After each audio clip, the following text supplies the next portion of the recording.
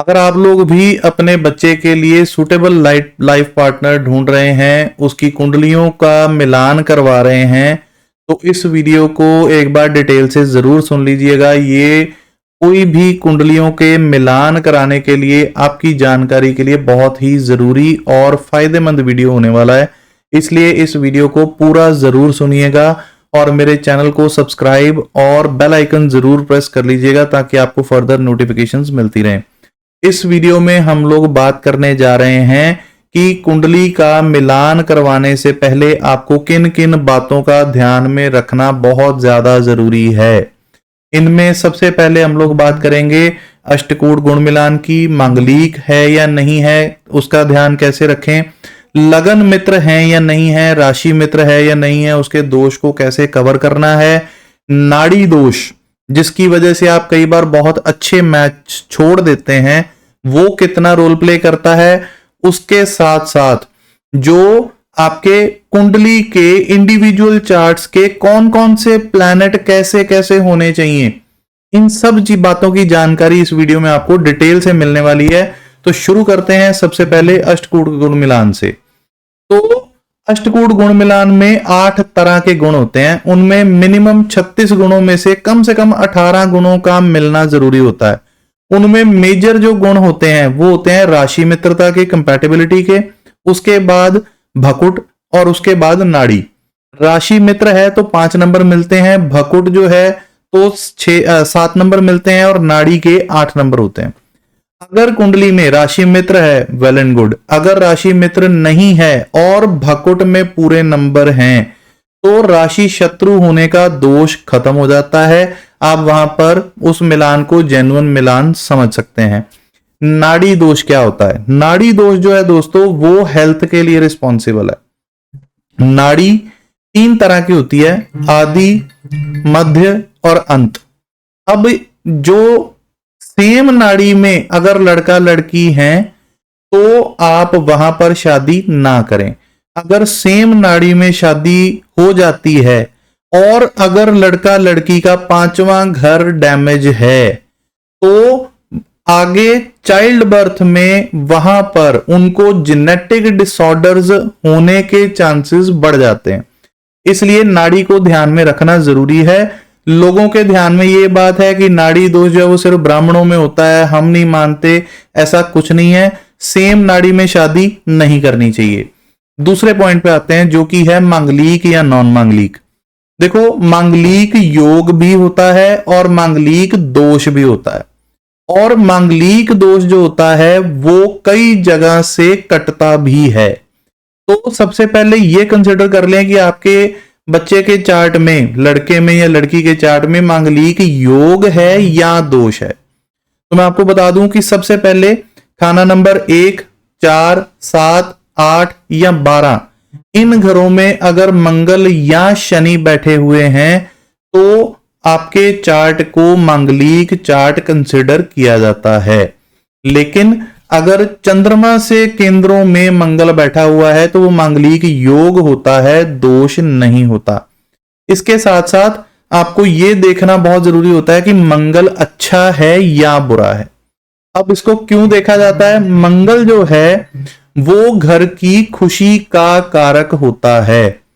अगर कुंडली में मंगल बहुत ज्यादा खराब है लाल किताब के उसूलों के अकॉर्डिंगली भी, तो आपस में घर में खुशी नहीं हो पाएगी, लड़ाई झगड़े होते रहेंगे। पहले घर का मंगल अगर खराब है तो हेल्थ पे मेजर असर आ जाता है। 4th हाउस में अगर मंगल खराब है तो परिवार में आपसी अंडरस्टैंडिंग्स जो हैं वो खराब हो जाती हैं। 7वें घर का मंगल या शनि अगर खराब हो रहे हैं तो हस्बैंड वाइफ की आपसी डिस्प्यूट्स, पर्सनल डिस्प्यूट्स वो बढ़ जाते हैं। 8वें घर में है तो मृत्यु तुल्य कष्ट भी खड़े हो सकते हैं ऐसे चार्ट्स में। और अगर 12वें घर में मंगलिक दोष है तो बेड प्लेयर्स डैमेज हो सकते हैं, उन दोनों में दूरी हो सकती है, उसके साथ साथ हॉस्पिटल्स के चक्कर खत्म नहीं होते। इसलिए मंगलिक योग या दोष को ध्यान में रखना बहुत जरूरी है। अब लड़का और लड़की की आपसी अंडरस्टैंडिंग के लिए राशि मित्र का होना तो बहुत जरूरी है कंपैटिबिलिटी लेवल के लिए, लेकिन उसके साथ साथ लगन का मित्रता जो है उसको ध्यान में रखना बहुत जरूरी होता है। अगर लड़के लड़की के लगन मित्र हैं तो राशि शत्रु होने के बावजूद भी दोष नहीं रहता। अब उसके बाद आते हैं हम लोग प्लैनेट्स के ऊपर। तो अब प्लैनेट्स जो है वो कौन कौन से देखने जरूरी हैं, जो कि बहुत मेजर पार्ट है। देखो दोस्तों, जो आपकी शादी का जो मेन रिस्पॉन्सिबल प्लैनेट होता है वो होता है शुक्र। शुक्र जो है वो लाल किताब के अकॉर्डिंगली हस्बैंड के लिए वाइफ शुक्र है और वाइफ के लिए हस्बैंड शुक्र है।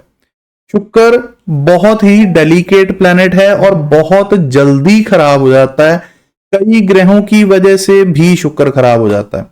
इसलिए लड़का और लड़की दोनों की कुंडली में शुक्र ग्रह को ध्यान में रखना बहुत जरूरी है।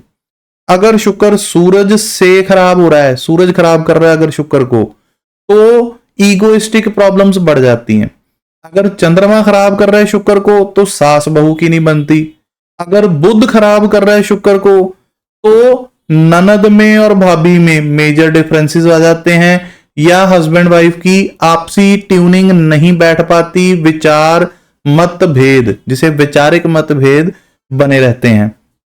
अगर मंगल खराब कर रहा है शुक्र को तो कई बार डोमेस्टिक वायलेंसेस भी हो जाती हैं, आपसी अंडरस्टैंडिंग नहीं होती, आपस में खुश नहीं रह पाते।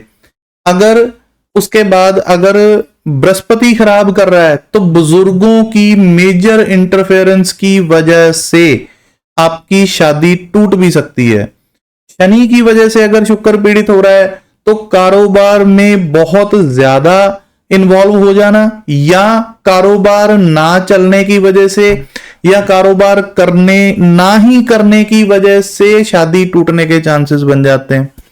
अगर राहु पीड़ित करे शुक्र को, जो कि बहुत जल्दी करता है, क्योंकि चाहे राहु शुक्र को देखे या शुक्र राहु को देखे, दोनों हालातों में खराब शुक्र ही होना है। तो ऐसे में क्या होता है कि ससुराल पक्ष इतना ज्यादा आपके स्पाउस पे हावी हो जाएगा कि आपके साथ ट्यूनिंग बैठने ही नहीं देंगे। एक दूसरे के ऊपर शक करने की प्रॉब्लम्स बढ़ जाती हैं। फाइनेंशियल स्ट्रेस इतनी बढ़ जाती है कि हस्बैंड वाइफ की आपस में नहीं बनती। वैचारिक मतभेद बहुत ज्यादा हो जाते हैं, क्योंकि राहु जो है वो इल्यूजन का कारक है, सोच का कारक है। सोच स्टेबल नहीं होती, विचार ही नहीं मिलते। और केतु जो है वो तोड़ने का कारक है। तो अगर केतु की वजह से शुक्र पीड़ित होगा तो हस्बैंड वाइफ में दूरी बढ़ जाती है। मीन टू से कि या तो वो अब्रॉड चले जाएं, उनमें से कोई एक अब्रॉड चला जाए, या किसी ना किसी और डिफरेंस की वजह से दोनों में स्थानांतरण हो जाएगा। वो अलग अलग शहरों में जाके रहना पड़ सकता है और कई बार डिवोर्स या इस तरह की प्रॉब्लम्स भी खड़ी हो जाती हैं। तो ये कुछ ऐसे मेजर कारण हैं जिनकी वजह से शादियों में खराबी आती है। और आप जो भी मैच ढूंढ रहे हैं उनमें इन सब बातों को ध्यान में रखें। अब इसके साथ साथ मैं और ऐसी चीजें बताने जा रहा हूं जो कि बहुत जरूरी होती हैं। वो ये है कि जब भी किसी लड़के लड़की की शादी होती है तो लड़के की हॉरोस्कोप लड़की की कुंडली को कवर अप कर लेती है, और लड़की की कुंडली के जो बेनिफिशियल प्लैनेट्स हैं वो लड़के को सपोर्ट करते हैं, और लड़की की कुंडली के जो नॉन बेनिफिशियल प्लैनेट्स हैं, खराब प्लैनेट्स हैं, वो चुप कर जाते हैं, वो अपना असर नहीं दिखा पाते।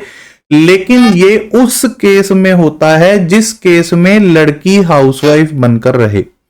अगर लड़की खुद अपनी अर्निंग शुरू करती है तो लड़की का अपना इंडिविजुअल चार्ट काम करता है और लड़के का चार्ट उस चार्ट को कवर नहीं कर पाता।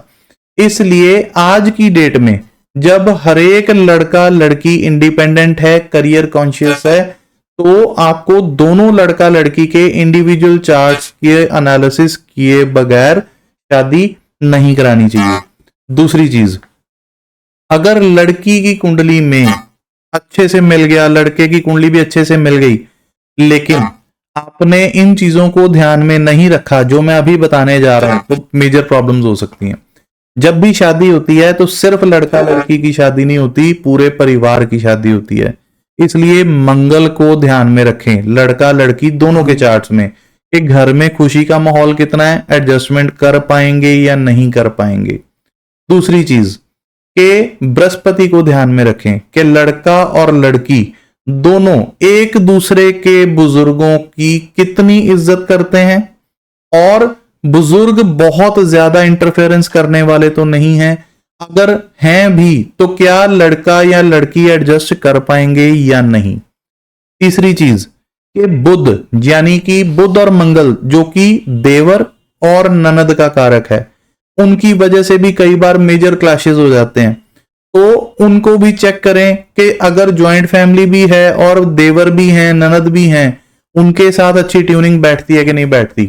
इसलिए कोई फिक्स सिम्टम्स नहीं होते हैं, आपको लड़का और लड़की की डिटेल्ड मैच मेकिंग करवा करके ही कोई डिसीजन लेना चाहिए, क्योंकि ये दोनों लड़का लड़की की पूरी जिंदगी का सवाल है और इनके साथ साथ पूरे दोनों परिवारों की इज्जत जुड़ी हुई होती है।